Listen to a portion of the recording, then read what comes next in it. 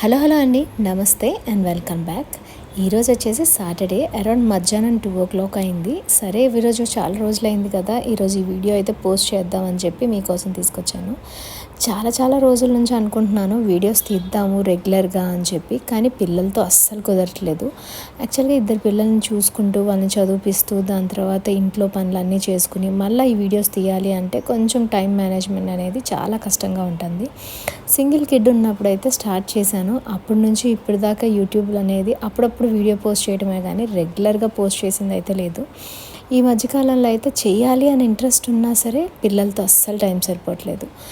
ఈరోజైతే కనుక వీడియోలో జనరల్గా నేను నా కిచెన్ ఎలా క్లీన్ చేసుకుంటాను అనేది చూపిస్తున్నాను. మనం చిన్నప్పటి నుంచి అన్ని అమ్మల నుంచి అమ్మమ్మల నుంచి చూసుకుని నేర్చుకున్నాయే కదా.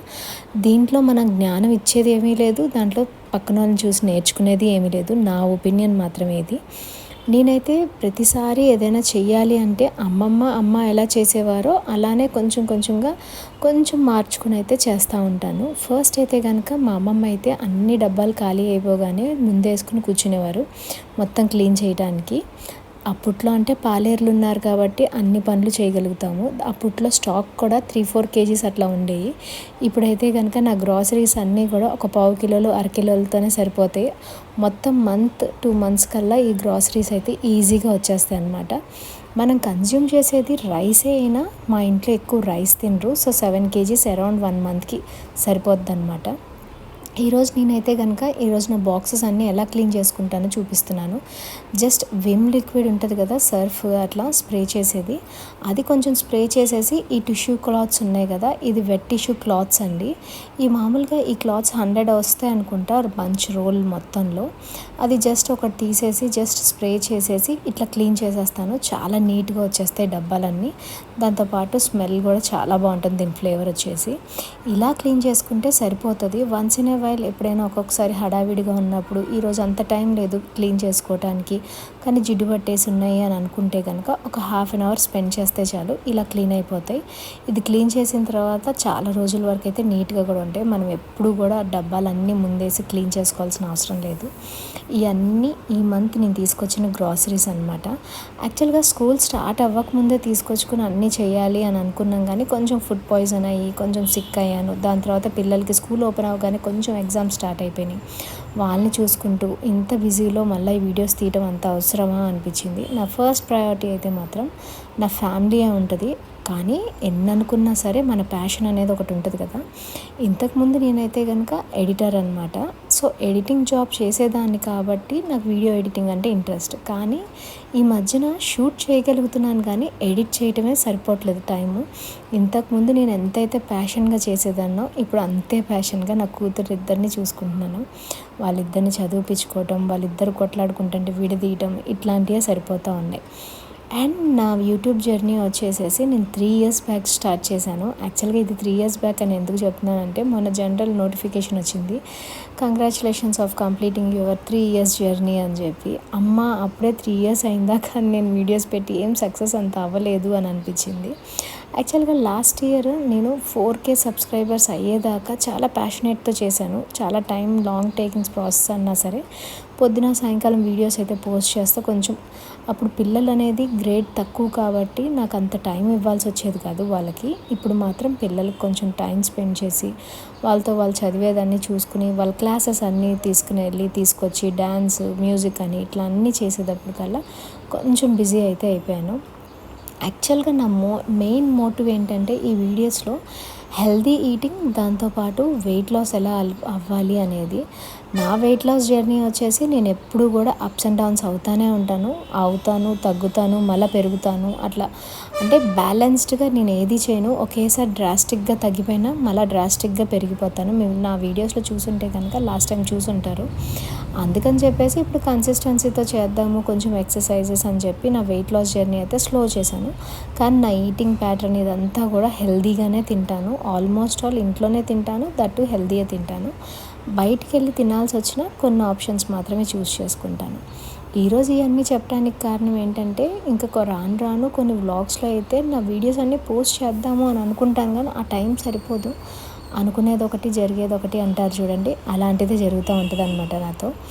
ఈరోజైతే కనుక ఈ మొత్తం అంతా రీస్టాకింగ్ చేసేటప్పుడు నాకు అనిపించింది అనమాట. నేను అంటే ఫ్యామిలీ మొత్తాన్ని హెల్తీ లివింగ్లోకి అయితే కన్వర్ట్ చేయగలిగాను, కానీ కొన్ని కొన్ని మాత్రం తప్పించుకోలేం కదా అని చెప్పి మెయిన్ రైస్కి స్కిప్ చేసి కొరలన్నము, అండు కొరలు ఇట్లాంటివన్నీ మిలెట్స్తో తినటము, దాని తర్వాత దోశలు వేసుకుంటే మిలెట్స్తో రెడ్ రైస్తో వేసుకోవటము, ఇట్లా గ్లూకోజ్ ఎక్కువ కంటెంట్ రిలీజ్ అవ్వని వస్తువులన్నీ తీసుకోవటము అనేది చాలా వరకు మార్పులు అయితే చేశాను. ఆల్మోస్ట్ 2 years నుంచి ఇదే మెయింటైన్ చేస్తున్నాను. ఇంట్లో వాళ్ళందరూ కూడా ఇదే ఫాలో అవుతున్నారు. పిల్లలు వచ్చేటప్పటికల్లా వాళ్ళు ఈ కొరలన్నం తినను అని అనరు, అస్సలు అనరు అనమాట. పెరుగన్నంలో ఏ కొరలన్నమైనా లేకపోతే సామలు, సజ్జలు ఇట్లాంటి ఏ పెట్టినా సరే ఇష్టంగానే తింటారు. దాంతోపాటు అప్పుడప్పుడు కొంచెం కష్టంగా ఉంటుంది బయట ఫుడ్స్ని స్టాప్ చేయటం అనేది. అప్పుడు నేనైతే అస్సలు స్టాప్ చేయను. ఏది కావాలంటే అది తినండి అంటాను. వన్స్ ఇన్ ఎ వైల్ 1 yearకి ఒకసారి ఎప్పుడైనా సరే బయట ఫుడ్ అనేది కన్జ్యూమ్ చేయాలి. లాస్ట్ టైం నాకు పానీపూరి చాలా క్రేవింగ్గా ఉంది అని చెప్పేసి పానీపూరి స్కూల్ స్టార్ట్ అయ్యే ముందే తిన్నాను. అందుకనే ఫుడ్ పాయిజన్ అయింది. అప్పుడు అనిపించింది అనమాట, ఏది కూడా ఎక్స్ట్రీమ్గా చేయకూడదు, అదే విధంగా అన్నీ వదిలేయకూడదు అని చెప్పి. మినిమంగా మనం చేసే అన్నీ చేస్తూ ఉండాలి. దాంతోపాటు మన పాత అలవాట్లను కూడా కొంచెం కొంచెంగా మనం ఎంజాయ్ చేయాలి లైఫ్ని అని పిల్లలకి కూడా నేను అదే నేర్పిస్తాను. ఎక్కువగా తినద్దు, కొంచెం తినండి, అప్పుడప్పుడు తినండి అని చెప్పి. హెల్దీ లివింగ్ అని ఎందుకంటానంటే, నేను చిన్నప్పటి నుంచి కూడా పీసీఓడి పేషెంట్. యాక్చువల్గా 18 years అప్పటి నుంచే పీసీఓడి వచ్చింది కాబట్టి నేను అప్పటి నుంచి ఫేస్ చేస్తూ వచ్చాను. పీసీఓడిని ఈజీగా డీల్ చేయొచ్చు అనుకునేదాన్ని చిన్నప్పుడు పిల్స్ తీసుకుని. కానీ దాని తర్వాత అర్థమైంది నాట్ సో ఈజీ. పిల్లల్ని కన్న తర్వాత అసలు వెయిట్ లాస్ అనేది ఇంత కష్టంగా ఉంటుందా, మనకి హెల్త్ ఇష్యూస్ ఎన్ని వస్తాయా అని చెప్పి. అదేవిధంగా నాకు 2 ఆడపిల్లలు కాబట్టి చిన్నప్పటి నుంచే కొంచెం హెల్తీ లైఫ్ స్టైల్ అయితే అలవాటు చేస్తే వాళ్ళు చిన్నప్పటి నుంచే మొత్తం హార్మోన్స్ అన్నీ సెట్ అవుతాయని చెప్పి నా ఒపీనియన్ అనమాట. అందుకని చెప్పేసి ఇలా అయితే కొన్ని అలవాట్లు మార్చుకున్నాను. ఆల్మోస్ట్ ఆల్ 2 years నుంచి ఇది సక్సెస్ కూడా అయ్యాను. కొన్ని అలవాట్లు అయితే మాత్రం అసలు ఇంట్లోకి షుగర్ రానివ్వను, దాంతోపాటు ఎక్కువ మైదా అయితే యూజ్ చేయను, ఇంట్లోకి అసలు అది రాదు.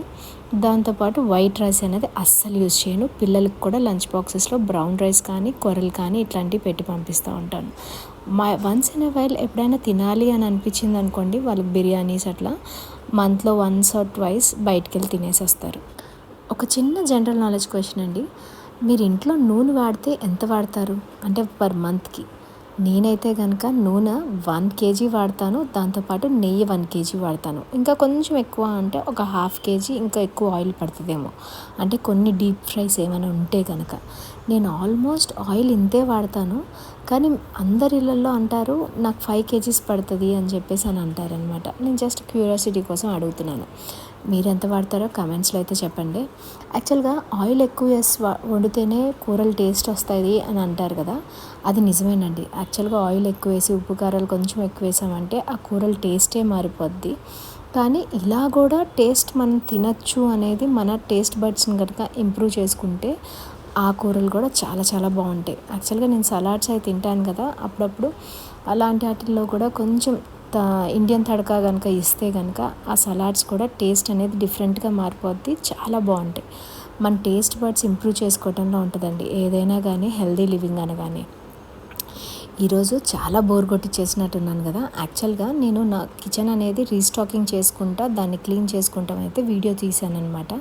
సో దీనికి జనరల్ టాపిక్ అనేది షేర్ చేసుకుందాము నా పీసీఓడి గురించి అట్లా అని అనుకున్నాను. ఇంకా నుంచి రెగ్యులర్గా రావాలి వీడియోస్ అని ప్రే చేస్తున్నాను గాడ్ని, క్రాస్ ద ఫింగర్స్. మేబీ అది రావచ్చు రాకపోవచ్చు. మెయిన్ అయితే కనుక ఫ్యామిలీ ఇంపార్టెంట్ కదా. నా కిడ్స్ని నేను చూసుకుని అన్ని టైం సెట్ అయితే కనుక వీక్లీ 2 అనేది వీడియోస్ తీసుకురావడానికి ట్రై చేస్తాను హెల్దీ లివింగ్ గురించి. అంటే మనం ఏం తింటాము అనేది కాదు, మన ఎలా లైఫ్ స్టైల్ మనం పిల్లలకి అలవాటు చేస్తున్నాము అనేది మాత్రమే నా మెయిన్ మోటివ్ అనమాట. ఇది కనుక వీడియో కనుక నచ్చినట్లయితే please like, do, share, subscribe. మరిన్ని వీడియోలతో మళ్ళా కలుద్దాం. Until then bye bye.